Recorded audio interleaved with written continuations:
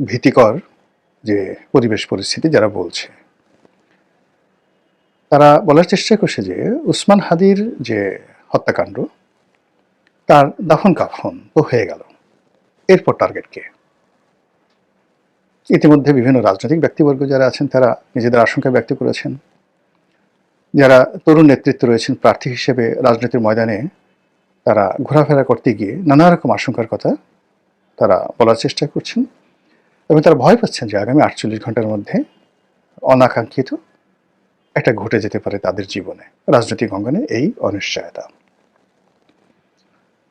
আরেকটি গ্রুপ বলার চেষ্টা করছে নানা রকম প্রচার এবং প্রোপাগান্ডা যে নতুন একটি বিপ্লবী সরকার আসছে এবং 48 ঘন্টার মধ্যে সেটা হয়ে যাবে, এবং অনেকে বিপ্লবী সরকারের প্রধান রূপে কে হবেন ইত্যাদি ইত্যাদি নানা রকম ফটোকার্ড তৈরি করে সেটা এমনভাবে প্রচার করছেন, এবং এটা মানে আমাদের সম্পাদক মাহমুদুর রহমান সাহেবকে সেই সরকারের প্রধান করে আমার দেশের ফটোকার্ড ব্যবহার করে একটি গ্রুপ এটা প্রচার করছে, এবং আমার দেশ তাদের যে ভেরিফাইড পেজ আছে সেখান থেকে বলার চেষ্টা করছেন যে এটা অপপ্রচার, এই ধরনের কোনো সংবাদ আমার দেশ দেয়নি এবং আমার দেশ সম্পাদক এই রকম কোনো কর্মকাণ্ডের মধ্যে জড়িত নন।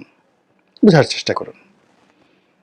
আরেকটি গ্রুপ বলার চেষ্টা করছেন যে জনাব তারেক রহমান সাহেব যেন না আসতে পারেন, এই জন্য আগামী 48 ঘন্টাতে এমন কিছু ঘটানো হবে যাতে করে বিএনপি ভয় পেয়ে যায়, তারেক রহমান সাহেব ভয় পেয়ে যান। এই গ্রুপের দ্বিতীয় যে অপশন সেটা হলো আগামী 48 ঘন্টায় এমন কিছু করা হবে, সেক্ষেত্রে যদি প্ল্যান এ, মানে তারেক রহমান সাহেব আসবেনই না, এটা হলো প্ল্যান এ, যদি প্ল্যান এ ফেল করে অর্থাৎ তারেক রহমান সাহেব তারপরও আসেন, তাতে করে তার সেই আগমনী এটি যেন আনন্দমুখর না হয়, তার অনুষ্ঠানে যেন লোকজন না যায়, ঢাকা শহরে যেন কাউন্টার একটা অবস্থা থাকে, এরকম একটা দৌড়াদৌড়ি অবস্থা শহরে যেন তৈরি হয়, এই জন্য নানা রকম যাকে বলা হয় খবর ছড়িয়ে প্রোগ্রামের কথা বলে যে সকল বিভ্রান্তি তৈরি করা হচ্ছে, সেখানে একটা ডেডলাইন 48 ঘন্টা হিসেবে বলা হচ্ছে। আপনি যদি ধরেন যে আমি এই ভিডিওটি যে সময়টিতে করছি এখান থেকে 48 ঘন্টা আজকে থেকে ধরেন যেটা আজকে 21 তারিখ, 21শে ডিসেম্বর, তাহলে 21শে ডিসেম্বর চলে গেল, 22, 23, মানে এই দুদিন যদি ধরেন 24 তারিখে হলো ডেডলাইন, আর 25 তারিখ সকাল মানে দুপুরের সময় জনাব তারেক রহমান সাহেব আসবেন, তাহলে ঘুরে ফিরে মোটামুটি 23 তারিখ রাত্রি অথবা 24 তারিখ দুপুর পর্যন্ত এই সময়টিকে 48 ঘন্টার একটা মাহেন্দ্রক্ষণ, মানে সেই মাহেন্দ্রক্ষণ একটি কিছু ঘটানোর জন্য প্রচার চালানো হচ্ছে। এর বাইরে আওয়ামী লীগের পক্ষ থেকে নানা রকম ফিসফাস, নানা রকম কথাবার্তা, যেগুলো এই বাংলাদেশে বসে আমাদের পক্ষে এগুলো উচ্চারণ করাটাও আমাদের পক্ষে উচিত নয়, সম্ভব নয়। কিন্তু আওয়ামী লীগের যে অসংখ্য বট বাহিনী এখন আছে, তারপর যারা মূল ধারার একসময় খুব সেলিব্রিটি ছিলেন গণমাধ্যমের, খুব বড় সাংবাদিক, রাজনৈতিক বিশ্লেষক, তারা প্রকাশ্যে দেশের বাইরে থেকে আগামী 48 ঘন্টার মধ্যে যে সকল ঘটনা ঘটতে পারে যে আশঙ্কার কথা বলছে, মানে এটা না বলাই ভালো, খুবই খারাপ কথা তারা বলছে। থার্ডলি হলো যে ভারত এই মুহূর্তে খুব উত্তেজনা দেখাচ্ছে প্রকাশ্যে, স্বয়ং নরেন্দ্র মোদী, মমতা ব্যানার্জি, শশী থারুরের মতো বিখ্যাত ব্যক্তি, ভারতের পররাষ্ট্র সচিব, মানে অমিত শাহ, অন্যান্য যে সকল কূটনৈতিক অঙ্গনের সরকার এবং বিরোধী দলে যারা আছেন, প্রায় সবাই বাংলাদেশের ব্যাপারে মারাত্মক পত্রিকা দেখাচ্ছেন। ভারতের যে সকল সাংবাদিক বাংলাদেশ নিয়ে কন্টেন্ট তৈরি করেন, বিভিন্ন পত্রপত্রিকা লেখেন, সাক্ষাৎকার দেন, এমনকি বিবিসিতে কথাবার্তা বলেন, তারা সবাই বলার চেষ্টা করছেন যে ভারতের ধৈর্যের বাঁধ ভেঙে গেছে, এবং তারাও এই 48 আওয়ার্স শব্দটি উচ্চারণ করছে। আমি নিজে খুব অবাক হয়ে যাই যে এই সকল বাক্যগুলো একসঙ্গে মিলল কি করে, এরা তো পরস্পর বিরোধী পক্ষ। তো কেউ যদি 48 আওয়ার্স বলে তো অন্যরা রাগ হয়ে বলবে যে না, এখানে 48 আওয়ার্স হবে না, এটা 64 ঘন্টা হবে। আরেকজন বলবে না 24 ঘন্টা, আরেকজন বলবে না 30 ঘন্টা। কিন্তু এখানে এই মুহূর্তে বাংলাদেশ নিয়ে যারা উদ্বিগ্ন, বাংলাদেশের রাষ্ট্র ক্ষমতায় আসা, থাকা, যাওয়া ইত্যাদি নিয়ে যারা রীতিমতো ইঁদুর দৌড়ের উপর আছেন, এই মুহূর্তে যারা রাজনৈতিক সুবিধা নিতে চাচ্ছেন বা সুবিধা হারাতে চাচ্ছেন, সকল পক্ষের মধ্যে একই সঙ্গে এই 48 আওয়ার্স যে শব্দটি, এটি কেন বের হয়ে গেল বা বের হয়ে যাচ্ছে, এটা নিয়ে আলোচনা করার চেষ্টা করব।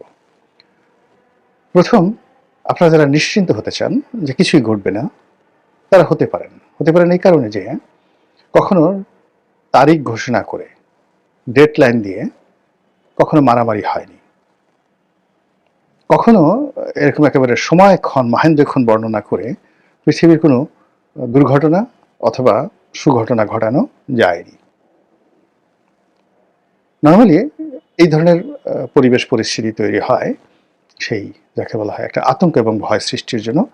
এটা অর্ধেক আপনি ধরেন পৃথিবীর, মানে যাকে বলা হয় যত এই ধরনের আতঙ্ক ছড়ানো হয় তার 50% ভয়েড, 50% যাকে বলা হয় বোগাস, এবং কেবলই মাত্র স্বার্থ সিদ্ধির জন্য এই কাজগুলো করা হয়।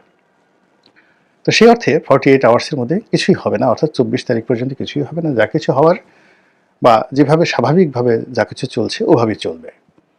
যে আতঙ্কের কথাগুলো বলা হচ্ছে সেই আতঙ্কেরগুলো হয়তো ঘটবে না 50% ক্ষেত্রে। আর আরেকটি আতঙ্কের বিষয় রয়েছে, সেটি হলো যে যখন মানে সকল মানুষের মুখ দিয়ে, অন্তর দিয়ে, যাকে বলা হয় চোখ মুখ দিয়ে, পঞ্চ ইন্দ্রিয় দিয়ে একটি বিষয় অনুভূত হয় এবং মানুষের জবান দিয়ে একটি কথা বের হয়ে যায়, তখন সেটা প্রকৃতি ঘটিয়ে দেয়। উদাহরণ হিসেবে বলি, যেমন শেখ হাসিনা পালায় না, শেখ হাসিনা পালিয়ে যাবেন, বাংলাদেশে টিকতে পারবেন, এই কথাগুলো কিন্তু আগস্ট মাসের 5 তারিখের আগে, মানে যখন মেট্রো রেল পুরলো এবং শেখ হাসিনা যখন ওটা দেখতে গেলেন, ঠিক তার আগে তিনি খুব বড় করে বলেছিলেন যে শেখ হাসিনা পালায় না, সংবাদ সম্মেলনে পালাবে না।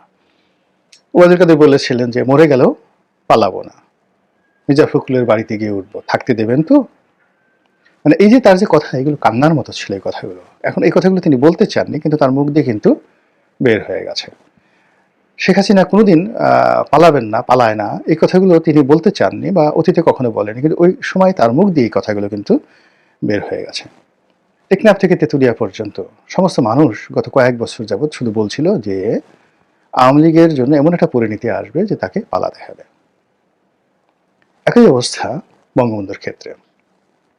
বঙ্গবন্ধুর 15 আগস্টে যে নির্মম পরিণতি এলো, সেটা কিন্তু বঙ্গবন্ধুর যারা ঘনিষ্ঠজন তারা 1974 সনে টের পেয়েছিলেন।